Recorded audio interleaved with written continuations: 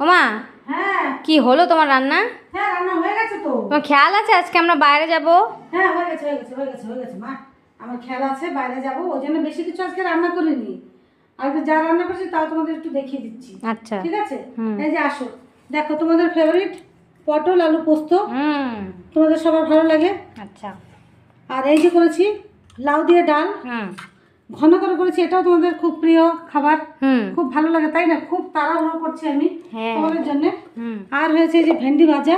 Wow, ভেন্ডি ভাজা, ভেন্ডি আলু ভাজা তোমাদের ভালো লাগে। আর হচ্ছে এই যে সাদা ভাত। বাহ, তো চলো তাড়াতাড়ি খেয়ে নি তাহলে। তাড়াতাড়ি খেয়ে কাছাকাছি যাবো, রেডি করো। হ্যাঁ, আর ঘুরে আসি। আচ্ছা। দেখো আমিও খুব ব্যস্ত। চলো টাটা, সবাই ভালো থাকবেন, সবার জন্য শুভকামনা। সবাই খুব ভালো থাকবেন। আজকে ভাইফোঁটা, যার ভাইফোঁটা আছে সেও করবেন, যার নেই সেও করবেন।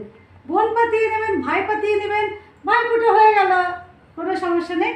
সবাইকে ভাইফোঁটার শুভেচ্ছা।